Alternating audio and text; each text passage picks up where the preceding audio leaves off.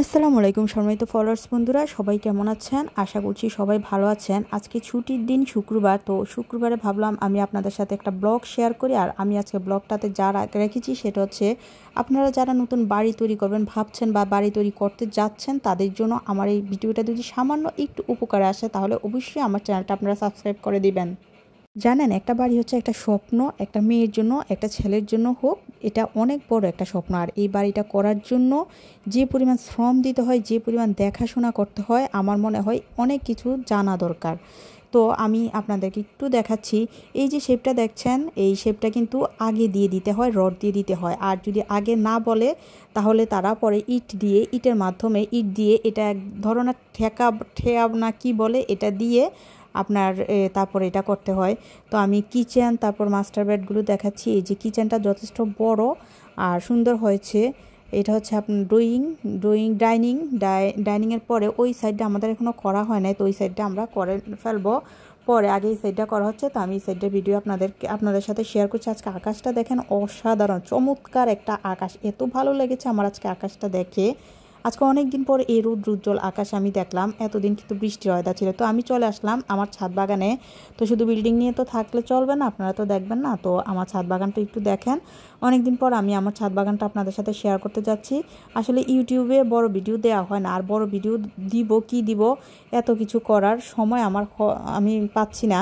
তো আপনারা যদি একটু সাপোর্ট আমাকে করেন তাহলে আমি অবশ্যই নেক্সট টাইমে আমার ভিডিওগুলো সুন্দর করে সাজিয়ে আরও অন্য ধরনের কথাবার্তা দিয়ে গুছিয়ে আমি দিতে চাই। এই আমার ছাদে এই বরবটি গাছটা অনেক সুন্দর হয়েছে। আমি যদিও এটা বাউনি দিই নাই, কোনোরকম কোনো কিছু করি না, এটা নিজেই অযত্নে নিজেই কিন্তু এতটুকু হয়েছে।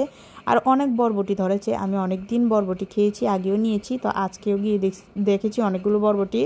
এটা হচ্ছে মরিচ গাছ, আমার 4-5টা মরিচ গাছ আছে। তো এই মরিচ গাছটাতে অনেক ফুল এসেছে, কিন্তু এখনও মরিচ ধরে নাই। ইনশাল্লাহ নেক্সট টাইমে আমি মরিচ ধরলে আপনাদের সাথে শেয়ার করব। আরও আছে এমন মরিচ গাছ। তো আমার ছাদ বাগানে মরিচ গাছ, আগে ঢেঁড়স গাছ ছিল, তো ঢেঁড়স গাছগুলো একটু নষ্ট হয়ে গিয়েছে। এই যে দেখুন, ঢেঁড়স গাছগুলো নষ্ট হয়ে গিয়েছে, অনেকগুলো ঢেঁড়স গাছ ছিল, তো ভালোই ঢেঁড়স খেয়েছি। আর অন্য ভিডিওতে আমি শেয়ার করেছিলাম, তো এটাতে ভালোই। এখন যে ঢেঁড়সগুলো আছে এগুলো আসলে শক্ত হয়ে গিয়েছে, এগুলো নিলেও আমি খেতে পারবো না, তাই আর আমি ঢেঁড়স নিলাম না। তো এখানে একটা পেয়ারা গাছ আছে, পেয়ারা গাছটা আসলে জাত ভালো না, যার কারণে এটাতে কোনোভাবে, এটা যথেষ্ট বড় হয়েছে, অনেক বছর হয়েছে, কিন্তু এটাতে কখনো পেয়ারা ধরে না। আমি এটার পেয়ারা কখনো খেতে পারি নাই, আমার ব্যাড লাগ, কারণ এটা জাতটা ভালো না, হয়তো বা কখনো একটা ছোটো পেয়ারাও করে নাই। তো আর এখানে অনেকগুলো বালতি খালি আছে, পড়ে আছে, তো এগুলোতে কি গাছ লাগানো যায় আমি পরে দেখব। দেখছেন আরেকটা মরিচ গাছ আছে, এই মরিচ গাছের পাতাটা আসলে কোঁকড়ানো হয়ে গেছে। এই কোঁকড়ে যাওয়া মরিচ গাছে একটা অনেক বড় সমস্যা। এই মরিচ গাছে কোঁকড়ানোর সমস্যা দূর করার জন্য আপনারা কিন্তু রসুনের স্প্রে করতে পারেন। রসুন দিয়ে যখন স্প্রে করবেন তখন অনেকটা এই সমস্যাটা চলে যায়। আবার অনেকে বলে আপনার কুইল পাউডার বা বিভিন্ন পাউডার গলিয়ে স্প্রে বোতলে নিয়ে স্প্রে করার জন্য, কিন্তু আমার কাছে ওইটা বেশি একটা ভালো লাগে নাই। আমি দিয়েছিলাম, ওইটা কাজ করে নাই, রসুনটা কাজ করেছে, রসুনটা দিতে পারেন। তো বরবটি গাছটা এটা পাইপ ধরে যতটুকু পেরেছে বেয়ে উঠেছে। তো এখানে মেহেদি গাছ আছে, মেহেদি গাছ থেকে মেহেদি আনে আমার আম্মুর জন্য নিয়ে আসি, অনেক সময় আম্মু মেহেদি দেয়। আর এই দেখেন সুন্দর একটা কুমড়ো গাছ, এই কুমড়ো গাছটা অনেক বড় হয়েছে মাশাআল্লাহ।